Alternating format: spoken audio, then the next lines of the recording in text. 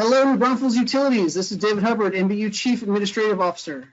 Today we will be discussing the COVID-19 vaccines and working with area medical experts to answer your questions.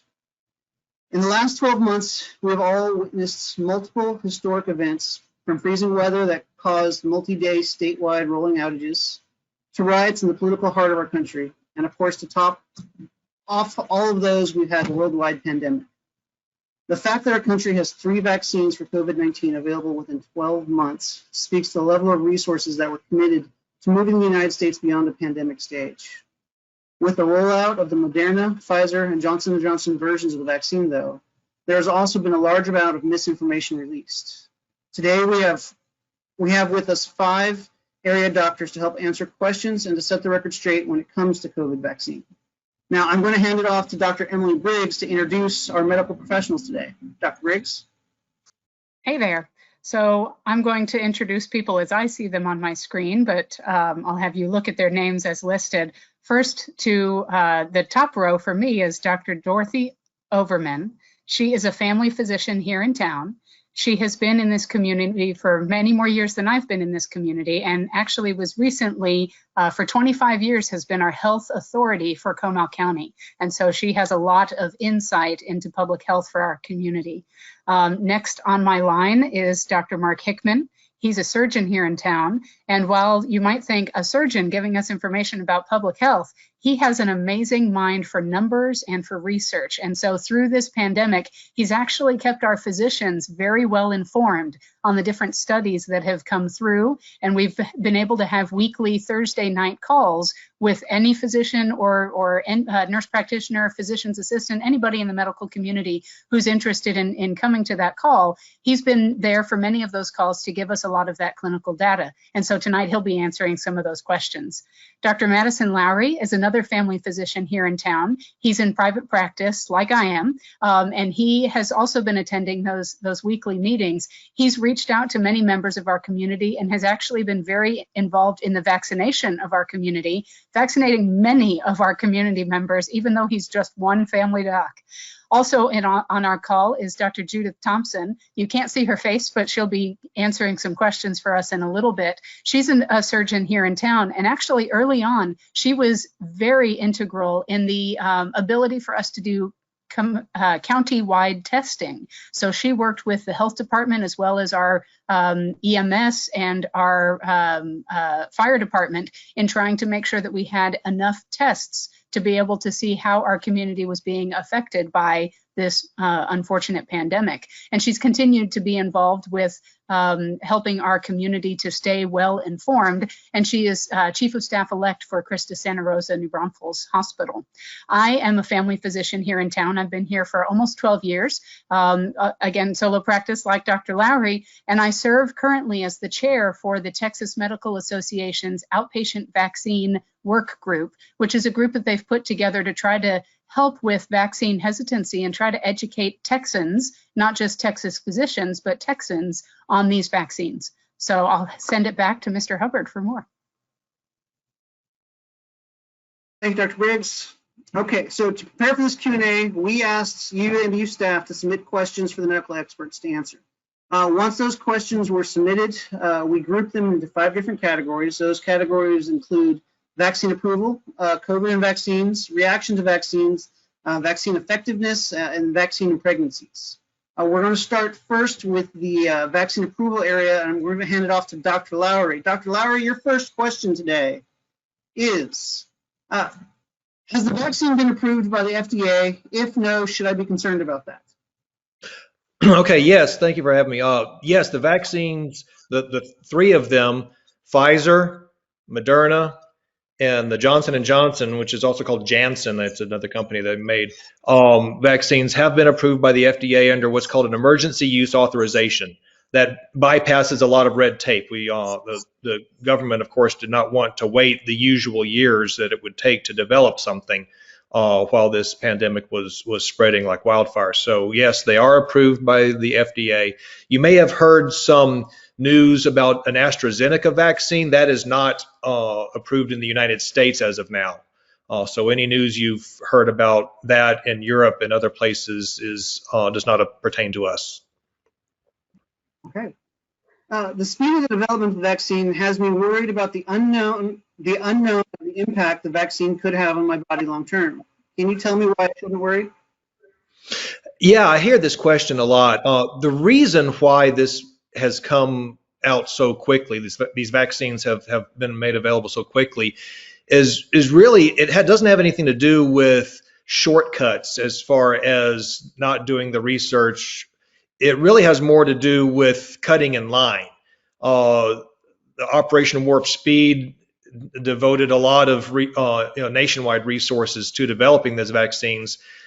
These companies have dropped everything else they were doing and focused solely on these vaccines instead of papers sitting on regulators' desks for months. These would be immediately approved and gone forward. For instance, we're talking. This is a Braunfels utility audience. If you think about any large project you would do, a new neighborhood coming in to do the pipes, to do the electricity, if suddenly all the things you always wait for months were to happen overnight or in a week instead of over 6 months, all the approvals, all the architects. Janssen, for instance, had a vaccine for the Ebola virus. They took that vaccine and they said, we're just going to substitute the spike protein for the COVID-19 virus. So they already had the research there. Clinical trials, instead of having to start from scratch, they used the stuff that was in place all over Africa, for instance, for HIV vaccine trials. They already had all those resources in place that they could use. So there was a lot of cutting in line. That's why it was so remarkably short timed to develop these vaccines. No safety was cut. There was no shortcut in safety. It was all timing and how important this was. Yeah, that is a fantastic analogy, because you're right. If we focused all our resources as a utility on one subdivision, things could happen quickly, especially if all the other agencies involved were on the exact same page. Our next question, what are all the ingredients in that? It's actually not difficult to find a list of ingredients. I went to the internet. The CDC has a site that lists them here for all three of those vaccines. There are very few ingredients in these vaccines, and a lot of them are just chemical names like sodium chloride and potassium chloride. I thought it was interesting. The Janssen has actually a little bit of ethanol in it, but there are two types of vaccines. The Pfizer and the Moderna are mRNA vaccines, where basically it's a strand of mRNA. That's the genetic code that tells your body's ribosomes to make a protein. And the protein they make is the spike protein, which is just one piece of the COVID virus. So it teaches your body to make antibodies to fight off that protein. A lot of these ingredients are just stabilizing and getting that mRNA into the cell and then buffering and making sure the vaccine and the chemicals are stable. Nowhere on this is a microchip. There's no mercury in here, none of that stuff that people worry about. The Janssen vaccine is a little different. It is actually a virus, but if you think of a normal virus, the virus has DNA in it that goes into your body, and that DNA makes more of the virus.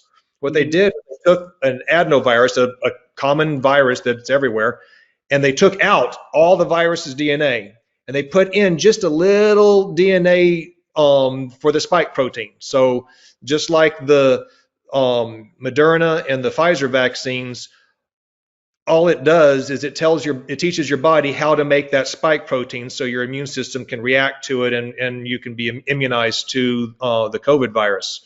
None of these vaccines have within them any way to give you the disease. They don't have the COVID DNA in it. They just have the little spike protein. They're not able to replicate themselves. It is physically impossible to catch COVID from one of these vaccines. Thank you. Do we know the long-term effects of each vaccine? Well, it's hard to know the long-term effects of something that we've only had for less than a year. So to date, we don't really see much of a problem.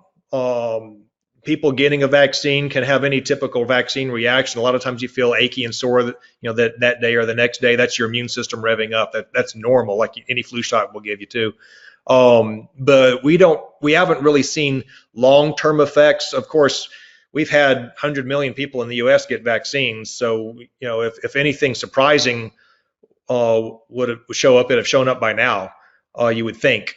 But long-term, as far as we know, we don't see any long-term effects. And my last question for you, can kids get vaccinated? Right now, the FDA has authorized the Pfizer vaccine for ages 16 and up. The other two, the Janssen and Moderna vaccines, are only authorized from ages 18 and up. Now, they are doing research into children. All three companies have looked into ages 12 to 18, well, 12 to 16 for Pfizer, 12 to 18 for the other two. And the numbers look very good. I have read recently where Pfizer has brought out those numbers that it looks remarkable, like it should be really, really safe. So we're kind of waiting for all that to go through and for the FDA to say, okay, it's okay to go down to 12. And then they're also doing research down to 6 months now, but it takes time to do those studies on the children. We don't study children a lot in medicine. It's kind of unethical to do studies on pregnant women and children on things that might cause a problem. So we've taken these vaccines that we have demonstrated are very, very, very safe. And now we're saying, okay, we need to see how young we can get them. And I anticipate we'll be able to vaccinate younger people before too long. We just have to wait for the FDA to say so. Right now it's 16 for the Pfizer, and you can't get the Pfizer vaccine in Braunfels. That's the one that has the ultra cold storage requirements. And so we don't have the infrastructure here in New Braunfels for it. So I got the Pfizer vaccine. I had to drive to San Antonio to get it. But the Moderna and the Janssen vaccines you can get in New Braunfels. Those are age 18 and up. Thank you, Dr. Lowry. Dr. Ullman, we're going over to you next. COVID and vaccines. Your first question. Can I still get COVID if I'm vaccinated? The answer to that question is yes. There is no perfect vaccine. So these vaccines that we have in the United States, these three vaccines, the Pfizer, the Moderna, and the Johnson & Johnson, they are very good vaccines. They're excellent. But there is no vaccine that is 100%. So yes, a person could be vaccinated and not develop good immunity, and they could get COVID. Now, what's really important is there's so much research coming out on immunity and getting COVID after being vaccinated. And what the research is telling us is that in people who are vaccinated, even if they do come down with COVID, they do not get seriously ill. They do not go to the hospital, and they do not die of COVID. So just in our country, that very first group that was vaccinated was the patients in nursing homes. And we all know that group of patients, if they got COVID, there was so many deaths. And the death rate, it just basically just dropped to nothing, okay, after vaccination of that group. And there's a lot of research coming out of the country of Israel. Israel has already vaccinated over half of its population with 2 vaccines. So Israel, and part of that was that they actually made sort of a deal with Pfizer to do research. And of course, they have a much smaller population, but a lot of great research is coming out of there. And it is showing that after being completely immunized, so with the Pfizer and the Moderna, that would be 2 shots. And with the Johnson & Johnson, that's 1 shot. So 2 weeks after being fully vaccinated, the risk of going to the hospital or the risk of dying of COVID are just almost zero. Should I get vaccinated if I have been diagnosed with COVID? The answer to that question is also yes. So part of the research that's coming out is showing that the immunity after being vaccinated is better than if someone has had COVID. And I think everyone realizes that there are a lot of different levels of illness with COVID, from very mild to almost just like a cold, or even being asymptomatic, having no symptoms at all the way to being in the hospital and being seriously ill. And the immunity that develops after having COVID is different too. So there is higher risk of getting COVID again after having COVID as compared to getting COVID after being vaccinated. So yes, we highly recommend that anyone who has had COVID get vaccine. And one of the questions that I get often is what is the timing on that?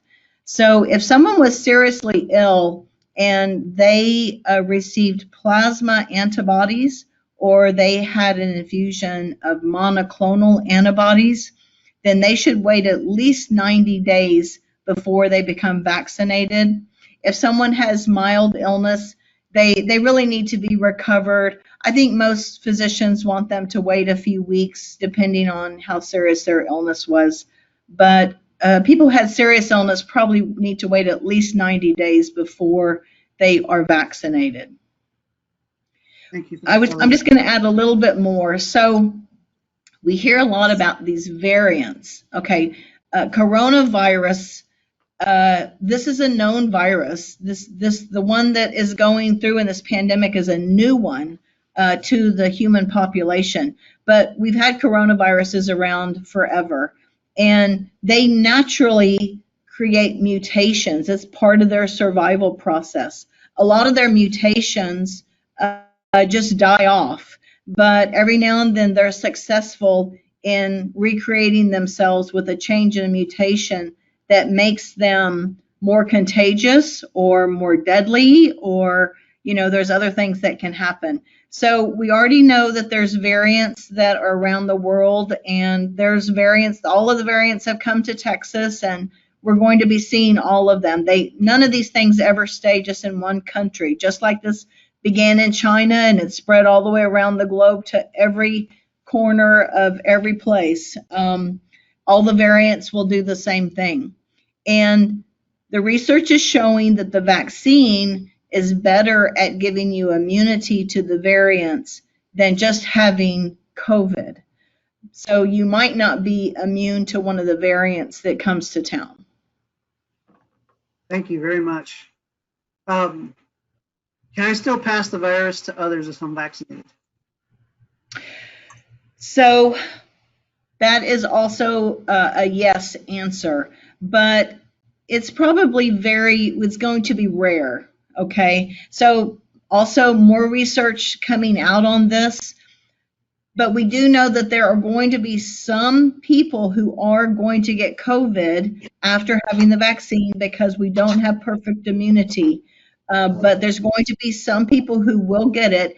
And if they have it, if they actually are infected with COVID, they could transmit it. So people need to keep doing all the safe things. If they are sick with COVID symptoms, they need to stay home. They need to wear masks. They need to protect the people around them, stay in isolation, and those sorts of things. So we have to keep doing all of those things to protect each other. But the good news is that's going to be a very small group of people who get COVID after being vaccinated. Thank you very much. It's great to hear the information about how the vaccine will help protect you from different variants. All All right, Dr. Overman, that was the last of your section. We're going to move on to the next section, which is reactions to vaccines, and we're going to go to Dr. Thompson. Your first question: I have a sister-in-law that had a reaction to the flu vaccine. What's the likelihood that you will react to this COVID vaccine if you had a reaction to the flu vaccine? So this is a very good question.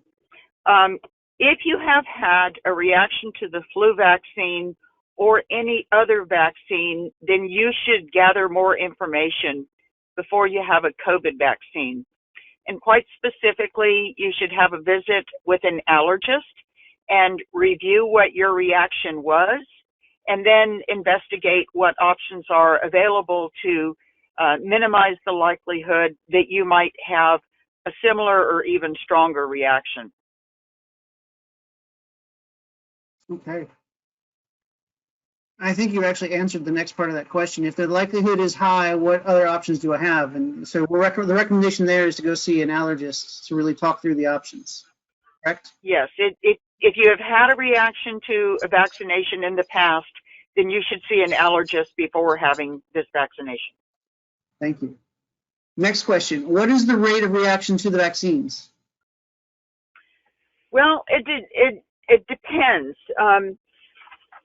The most common reaction is a headache, and that's listed at 22%. Then there's fatigue and dizziness, both at 16%. There's muscle soreness and local skin reactions to be taken into account. So I don't have numbers for those things. Quite importantly, anaphylaxis, 4.5 in a million. So that's a 4 with 5 zeros in front of it, exceedingly rare.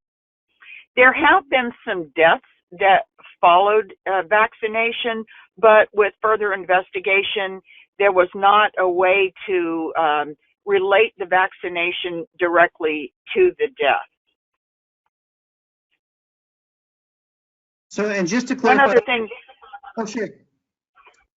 Well, I wanted to comment on lymph node swelling that can follow the vaccination, is also being noted on mammograms. So women who are having their vaccinations and then going on to have their mammograms are having lymph node enlargement noted.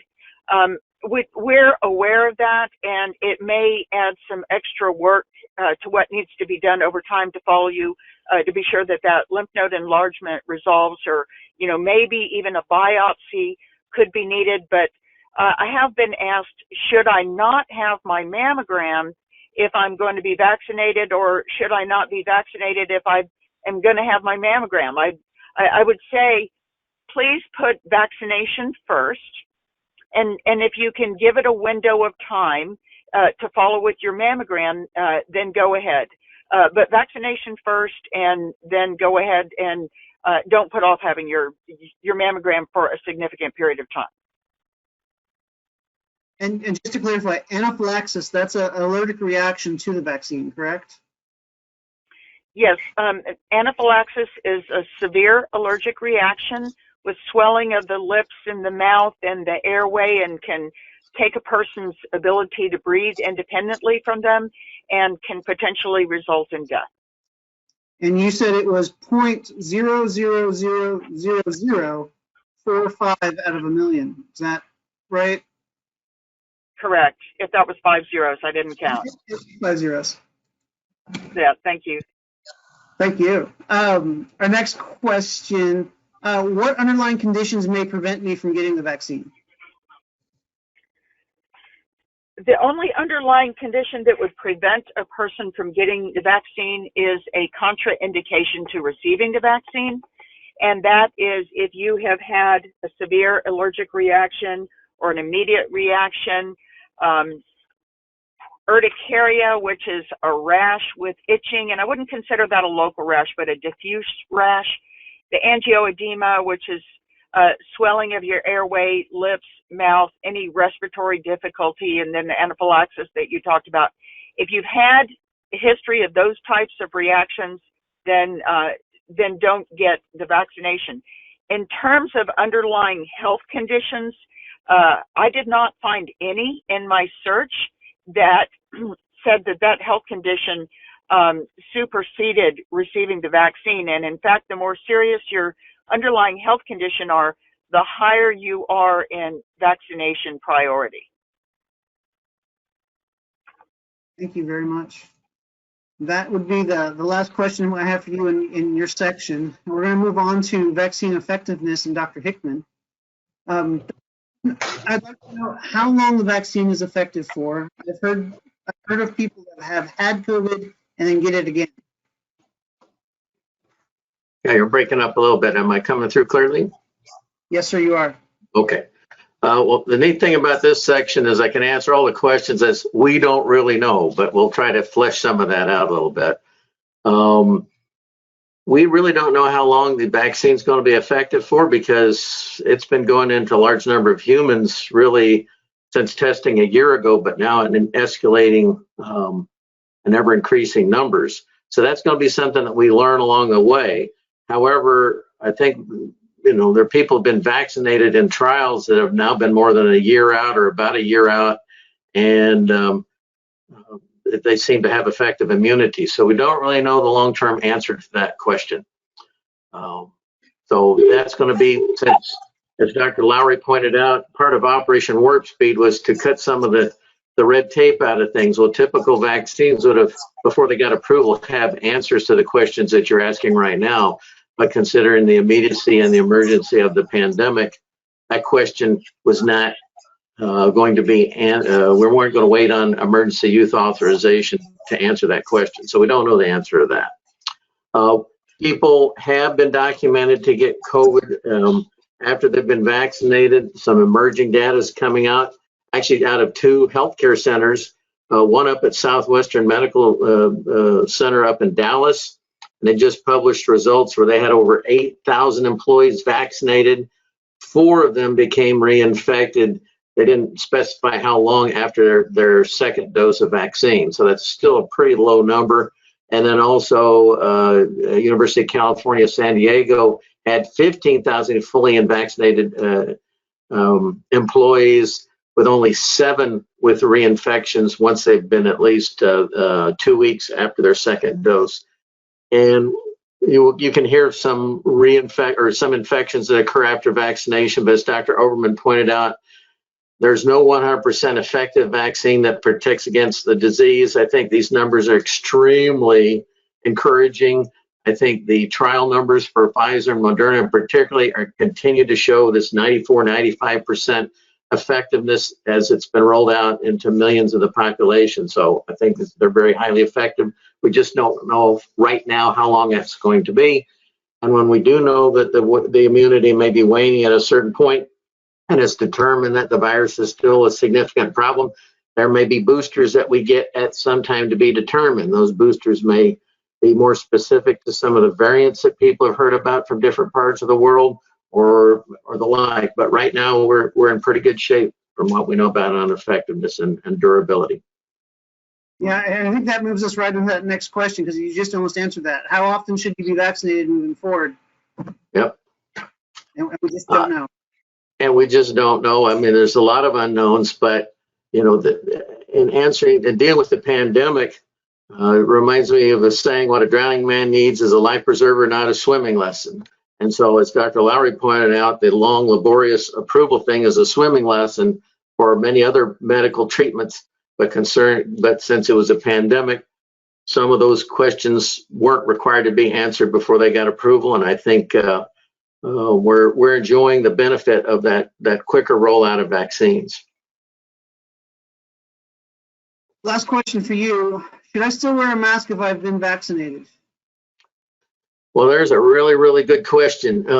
I think someone asked earlier, once you've been vaccinated, can you spread the disease? Once again, there's starting to be some emerging data, or once you've been vaccinated, can you spread the disease? And the data is early, but it was also in healthcare workers. And I can't remember which medical center was doing this, but they're taking all their employees and doing routine PCR testing on them every week. And they found in their, whether they had symptoms or not, and before they vaccinated their workforce, I think they had like a 7 or 8% positivity rate when they did these routine PCR tests. And after the employees have been fully vaccinated over time, it dropped down to about 1%. So the thought is that the vaccinated state helps decrease the risk of spreading the disease to others. Now, with regard to masks, there's been some other beneficial side effects from wearing masks. I understand that the positive flu rate, the flu test positivity rate this year is 2% of what it was before the pandemic. And I heard another tidbit yesterday, child deaths from the flu in this flu season year has been 1. And in the previous flu season before the pandemic was 125 children. So the measures that we've done, social distancing, wearing masks, better hygiene, have made the flu almost a non-existent disease this year. So what do we do with masks going forward? The first SARS coronavirus pandemic or regional infection that affected Asia back in 2003, they took that very seriously, and they still continue to wear masks many times if you've been to Japan, South Korea, Taiwan. So I don't know what the answer to this is, but are masks maybe going to be part of our behavior going forward at certain times of the year? Perhaps it will. Also, if we learn that we're not supposed to go out in public when we're not feeling well, and if you absolutely have to, that would be obviously a time to wear a mask. So I think the guidance that we're getting from the CDC and other things is slow to come, but I think over time they'll probably will loosen that. But for the time being, I see everyone, even though the state mandate was lifted, I see 95+% of people wearing masks when they go to businesses and indoor places, and I think that's just fine. And just so I'm sure I heard that statistic right, you were saying that. Well, let me amplify on that for 1 second. Vaccine is just part of our defense. The Comal County Medical Society published some information months ago about things that you should do anyway to tune up your immune system. A number of vitamins, vitamin D, vitamin C, zinc, quercetin, melatonin, all easy acquired supplements that have been shown to decrease the risk of COVID infection or severity of COVID infection. So you couple that with vaccine, with good personal hygiene, perhaps mask wearing, it's several layers of defense against this virus. Go ahead. Thank you.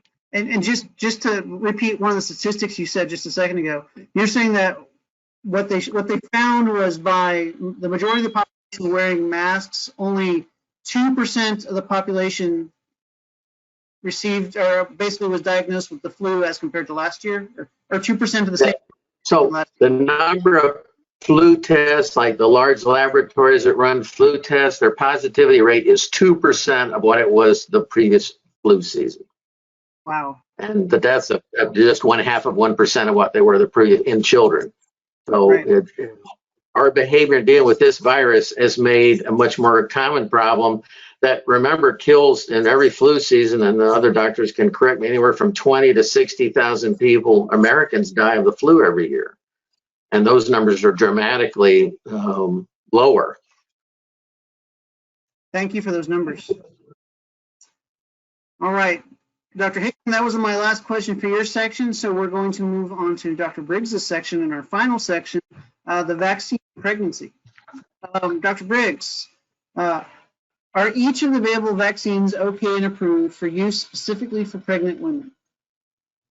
That's a great question. If you are pregnant, you might choose to be vaccinated. Based on how currently approved COVID-19 vaccines work, experts think they are unlikely to pose a specific risk for people who are pregnant.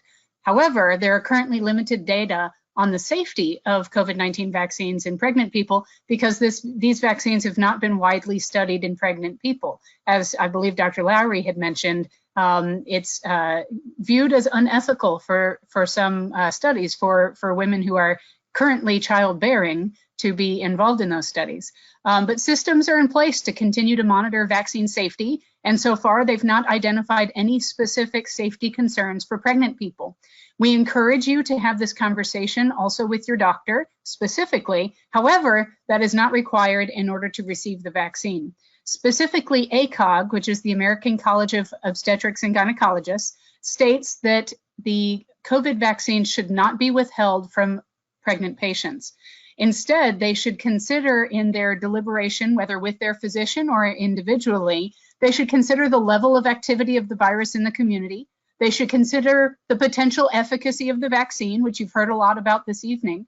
They should consider the risk and potential severity of maternal disease, including the effects of disease to their fetus and to the newborn, meaning if mom were to become infected, her risk of having significant side effects and significant disease burden is actually higher because of the pregnancy.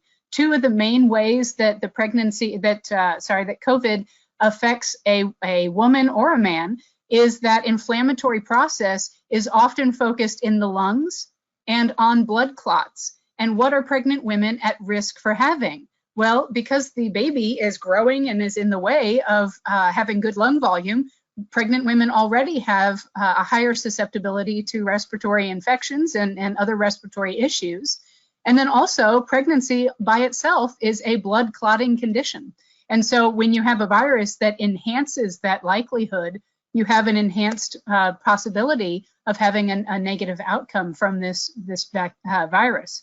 So she should be considering all of those things. And ACOG also states that pregnant women should consider the safety of the vaccine for the pregnant patient and for the fetus.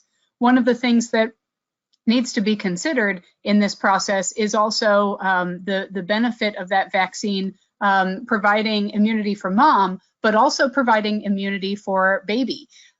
One of the reasons that we recommend now getting the pertussis vaccine, which is whooping cough, in the 3rd trimester is that not only does it protect mom and allows mom to cocoon baby, meaning protect baby because mom's not going to be bringing it into the household, but it also allows for those antibodies to be provided to baby directly. And so when baby comes out and is still developing that immunity based on breastfeeding, but also based on, vaccines at 2, 4, 6 months, et cetera, well, initially that pertussis vaccine is not given to baby until at the first time at 2 months. And so we recommend giving that vaccine to mom so that mom's body can create those antibodies and pass those to baby.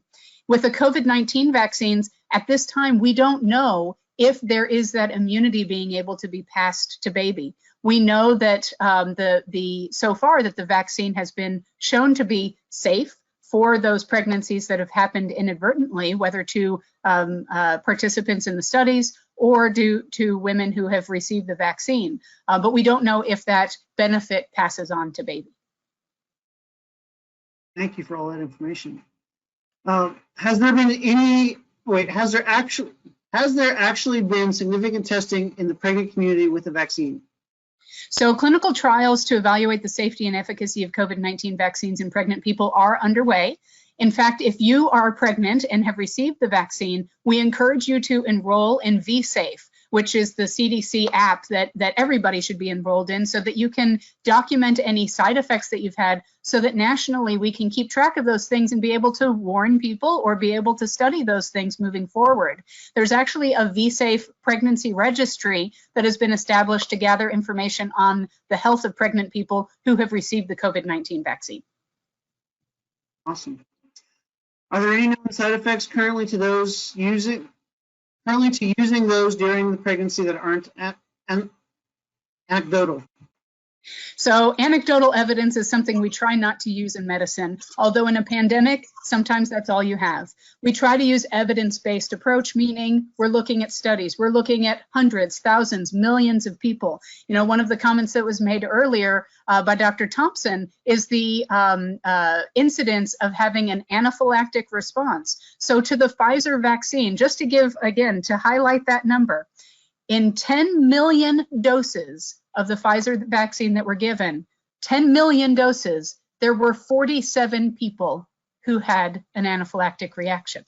47 people. That means that 9,999,953 people did not have an anaphylactic reaction. So huge number of people, very small number that had that anaphylaxis.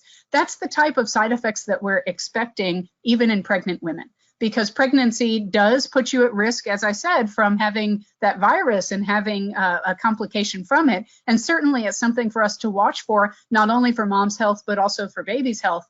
but it's not anything in the evidence so far that we've been able to find. One of the things that I wanted to comment for that is that there is data from what we call the DART studies, which stands for Developmental and Reproductive Toxicity Data. And it's something that ACOG is very mindful of. And so Pfizer vaccine, when undergoing these DART studies, did not show any direct or indirect harmful effects for the pregnancy, the embryo or fetal development, or in the postnatal development, meaning after baby was born. The Moderna vaccine, the same studies were performed. This was on, and let me see, I believe this one was on rabbits. Rabbits was with the Janssen vaccine. Janssen, Moderna, and Pfizer have all undergone these developmental and reproductive toxicity studies, and not one of them has shown any issues in those studies. So that is also something very helpful to be able to lean on. So one of the other things I wanted to touch on, though, is the idea of infertility. You know, that's something that we've heard a lot about, because in social media, something small and scary becomes, you know, spread like wildfire. And so if you are trying to become pregnant now or want to get pregnant in the future, you can receive a COVID vaccine when one is available to you. ACOG specifically says on their information, including on their website, that unfounded claims linking COVID-19 vaccines to infertility have been scientifically disproven, meaning there is no scientific fact, no evidence that these vaccines are leading to infertility. And so ACOG specifically recommends vaccination for all eligible people who might be considering future pregnancy.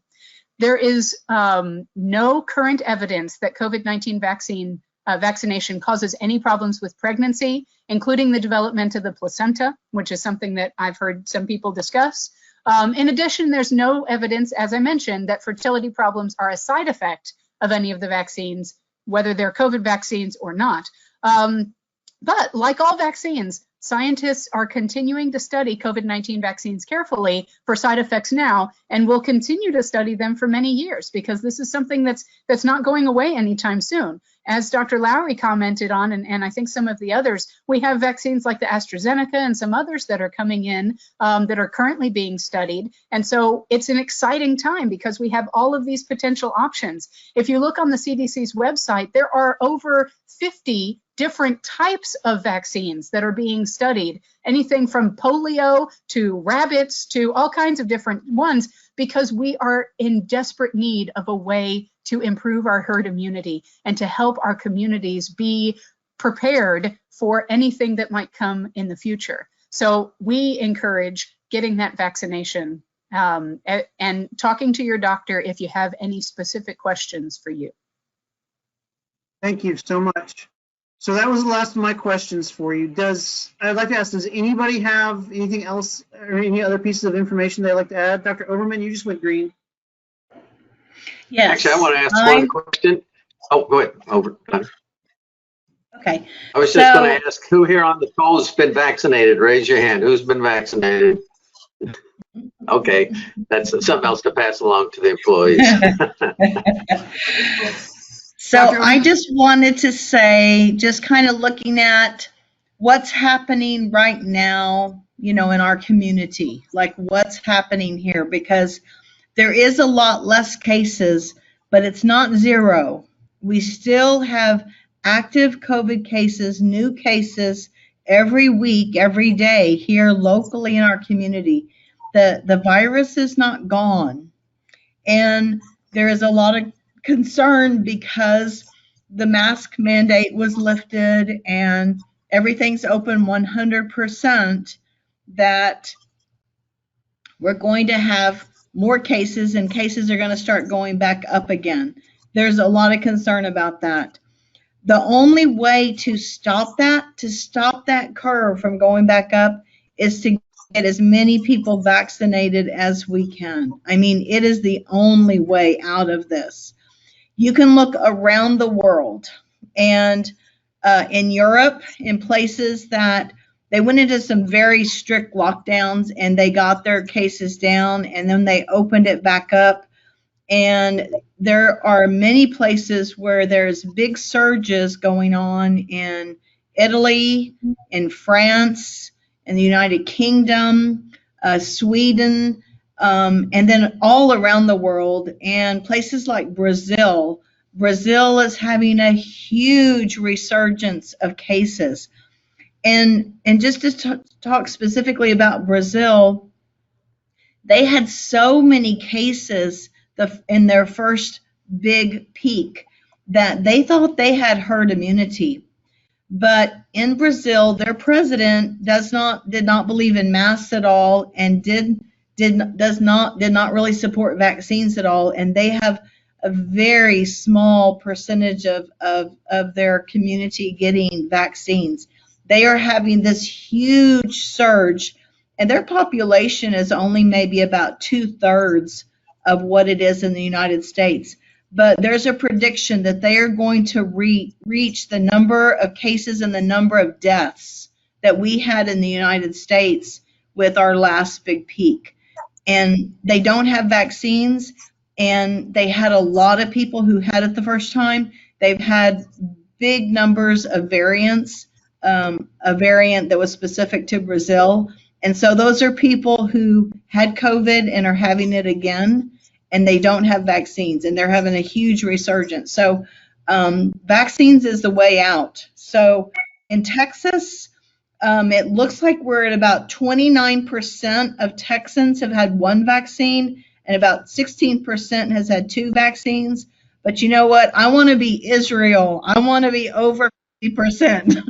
You know, that's where we've got to go. That is how we stop this.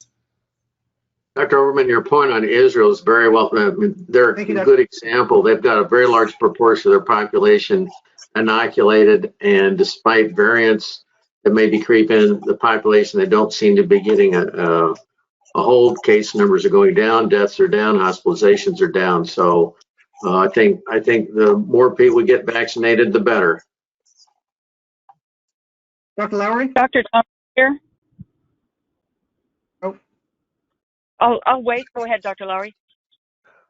Oh, I just wanted to say that, you know, for all of y'all who are listening or watching this program, we have no vested interest in this. Our intentions are for the health and safety of the community. We want you to be safe and healthy. We want you to avoid getting COVID, to avoid spreading it to your family, to avoid dying from it, to avoid having all these complications we're seeing. The vaccine has been a godsend for this. It has come at I mean, wish it was sooner, but it really the right time.